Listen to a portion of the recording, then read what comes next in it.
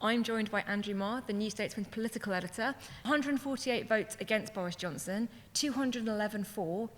Take us through the numbers. What does this mean? Well, the numbers could not be better for the opposition, for the Labour Party and the Lib Dems and the SNP, because they guarantee a long-running, continued divisive split inside the Conservative Party. There's going to be more scrapes, more crises, day by day, week by week, and month by month. The opposition simply has to point a finger at the government at the moment and go, ha, ha, ha. It is terrible, I think, for the country. Boris Johnson is leader of the Conservative Party and Prime Minister, but he does not really have any longer an effective parliamentary majority for most of what he wants to do. There are now two groups in the Conservative Party, and we can see from the numbers how big they are. There's one group which you could call almost the Brexit Boris party, which are the placeholders, the ministers, all those who feel, even as backbenchers, that they owe him. The reason they're in Westminster is because of him. And a few ideologues, a few Brexiters. And they are the 211. And then there's the other party, which is inchoate and disorganised, but consists of all the people who, for one reason or another, perhaps because he sacked them, perhaps because they don't like Brexit, perhaps because they're outraged by the way he has run Downing Street, cannot stand him, the opposition group. Now, neither of those parties, of course, have a majority of seats in the House of Commons. In fact, the biggest single bloc that is coherent in the House of Commons is now the Labour Party. And this means that Boris Johnson doesn't leave power, but he carries on unable really to govern effectively in a single decisive direction. Most of what he wants to do, he will not find a majority for in the House of Commons, or he will retreat to policies which are so timid, so small scale, that they don't answer the problems facing the country, but can get through the House of Commons. So it seems to me that in this really, really difficult situation we're in, where we're facing these huge economic problems, huge cost of living crisis, the war is going on abroad, and so on, we do not have a government that is capable of taking us where we need to go. Let's talk a bit about how we got to this point. It's been sort of widely said that, as you said, it's very disorganised from the rebels, very uncoordinated. We mentioned on the podcast earlier in the week that if there had been a coordinated attempt to get rid of Boris Johnson, it probably wouldn't have been now. It would have been after the two by-elections coming up on the 23rd of June. Absolutely right. When the Tories are on track to lose both of those. It also seems, though, that because it was so disorganised, it kind of took Team Boris by surprise a little bit. Do you think that's right? Yeah, absolutely, that's right. What we saw, first of all, was a completely ineffective whipping and reaching out organisation from Downing Street over the weekend and into Monday morning. Lots of wavering Conservatives simply weren't called by anybody. They weren't given any offers. They weren't bullied. They weren't bribed. They weren't persuaded. Nothing happened at all. Weird. On the other side, I'm told there were 10 different leadership campaigns ready to go. So absolutely no organisation. When the government talks about the rebels as they, there is no they. There is certainly no central command and control spine, if you like. It seems to be a bit like two rival, completely incompetent amateur football teams colliding by accident on an inappropriate pitch with a rugby ball. I mean, it was just totally random, really, what happened. The randomness of politics comes up again and again. We always think there's plots, we always think there's organisations, and we overthink that sometimes. This was an unplanned collision, really in many ways caused by the happenstance of the Jubilee as well, because Conservative MPs were back in their constituencies at street parties and all the rest of it, and they were meeting very angry Conservative constituents.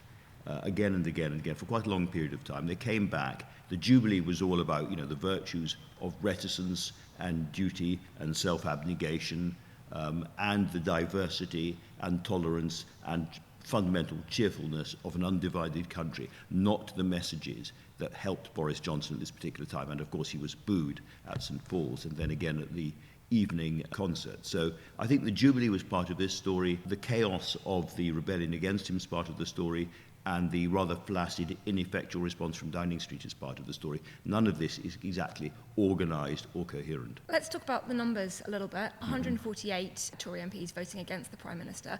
Downing Street were briefing earlier on in the day that they thought they could keep it under 100, so clearly way higher than they thought. We had Harry Lambert on the podcast earlier this week saying that he was going to put it somewhere between 120 and 140. It was actually higher than that. It's a higher proportion of Tory MPs turning against Boris Johnson than voted against Theresa May in her own vote of no confidence. Obviously, she won that and went on to resign 6 months later. When Thatcher had hers, she resigned 48 hours later.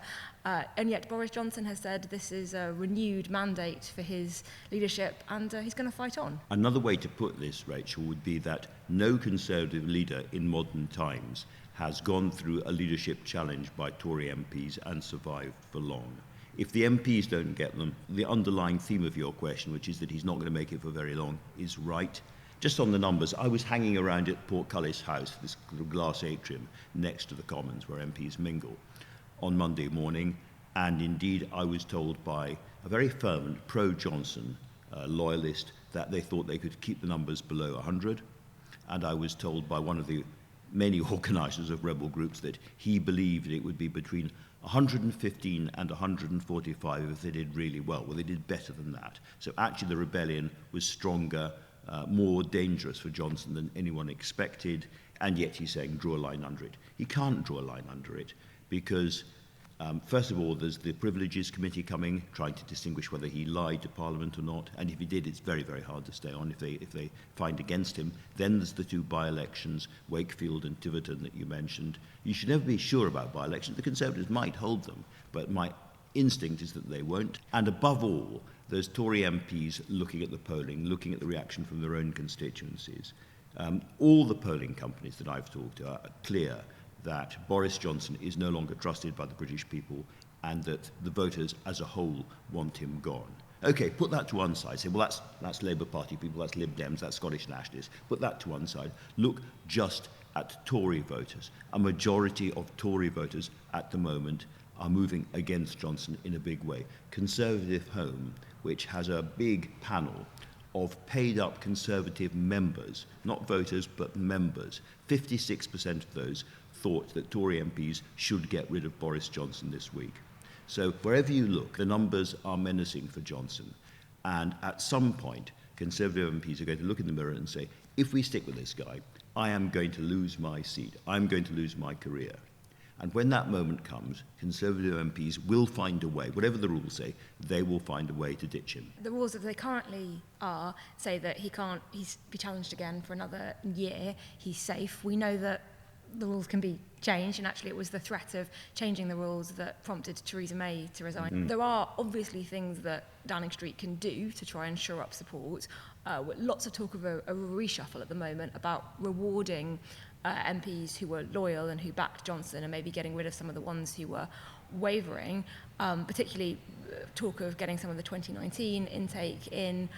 Do you think any of that's viable? And if it is, how do you reward MPs by giving them jobs without just annoying others? I think, to be honest, firing them? The whole idea of a reshuffle is a huge so what. If he was really going to reward the key loyalists over the last few days, you'd have a cabinet consisting of two people, Nadine Dorries and Jacob Rees-Mogg, and that would be that. Also, as you say, every time you promote somebody, you demote somebody else, and you create another dissident, somebody else who think, oh, well, that's my career over, I might as well be a troublemaker now. So no, I don't think that's going to help. Routes that would allow Johnson to be removed now are relatively few. In theory, there could be a vote of no confidence on the floor of the House of Commons. The Liberal Democrats have already put down such a motion. Ed Davey is pushing for that. Exactly. Completely nuts in political strategy. Tories will rally behind Boris Johnson. The most outspoken rebels will hold their noses and vote in favour of Boris Johnson in a vote of confidence, because that's how parties operate when they're put under the spotlight in public. So that's not going to get rid of him. Alternative, the cabinet revolts against him in some way. Now, you look at this cabinet, you think, yeah, that's not going to happen neither, is it? But there may well be people inside the cabinet who, with a continuing slide in the polls and the Conservative Party looking at a really, really bad, shredding defeat coming next, say the game is up. And at that point, the system is that the chief whip, Heaton Harris, goes into Johnson and says, terribly sorry, Prime Minister, you have lost the confidence of key members of your cabinet. It's over. Is that the brandy and the revolver option? Well, as has been quite often and rightly said, Boris would drink the brandy and use the revolver to shoot the chief whip. So again, he's going to be very, very hard to move. You know, he's not somebody who's going to, as it were, quotes, do the decent thing and go. He doesn't think like that. He's going to stay on if he possibly can. And he does that not entirely illogically, because he thinks that people lose attention, their patience goes, their attention spans are short, and that even inside the Tory party they eventually lose the will. The person with the biggest will wins. But I think the situation is too dangerous, too far gone for that now.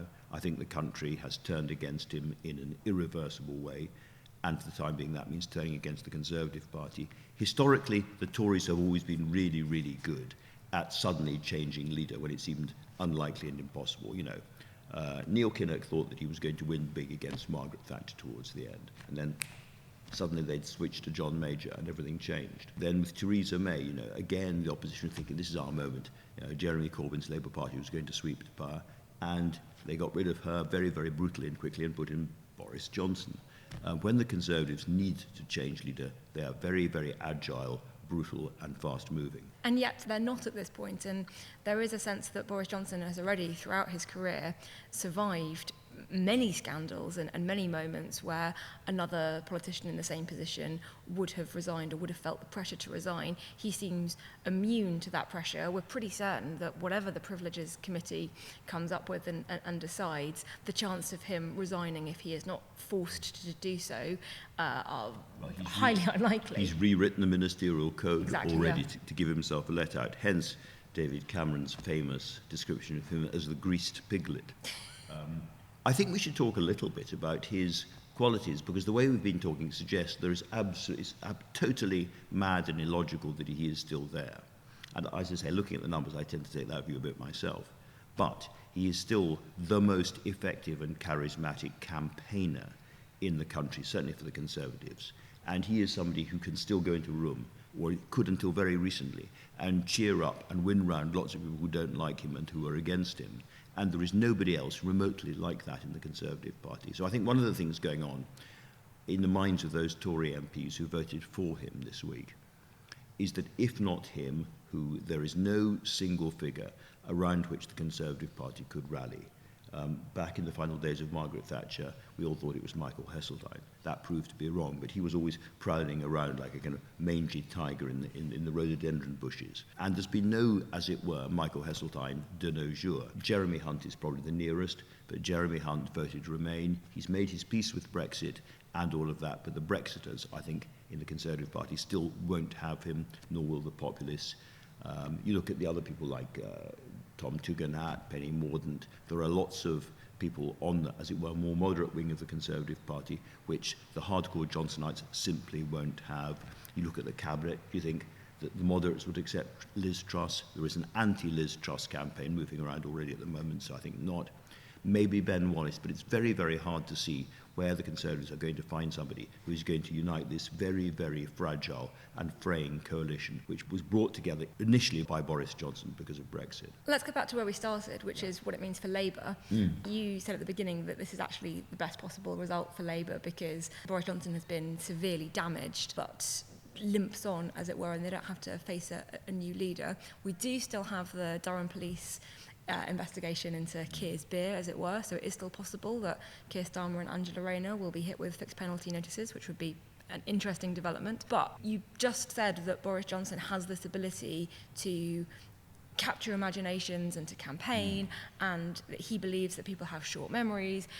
Do you think it's feasible that he could limp on to the next election, and actually by the time of the next election maybe people will have forgotten about all of this, and Labour could be facing an opponent that is more of a threat to them than they realise at the moment? The pollsters say that's completely implausible, but in fact in life anything is possible.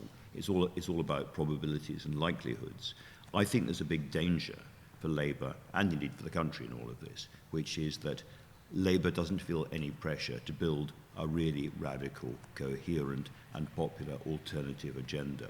I still think that it's very important that Labour starts to think through a new and more radical economic agenda, possibly based around some kind of big national bond to soak up the saving that is surplus in the economy and find ways of injecting more money into the public services. Because everywhere you look, from sort of filthy rivers to NHS dentistry to the court system to the passport office, wherever you go, things are falling apart at the moment in this country. And if Labour is able to campaign successfully against Boris Johnson simply by saying he's Boris Johnson, you don't want that guy, and doesn't feel the pressure to go through the painful, difficult intellectual process of compiling an alternative strategy, an alternative economics, they may win power, but how well then do they govern?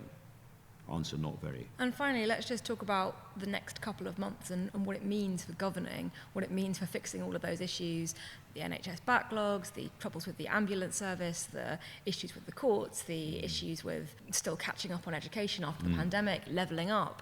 What does it mean for the country to have a government in power that doesn't have the support needed in order to actually govern?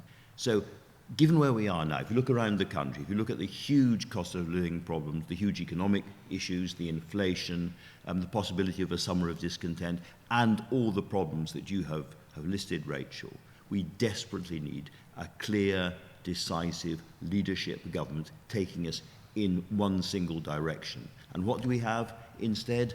A semi-paralysed blob. Andrew, thank you so much for joining us. And if you enjoyed this video, don't forget to subscribe to the New Statesman's YouTube channel.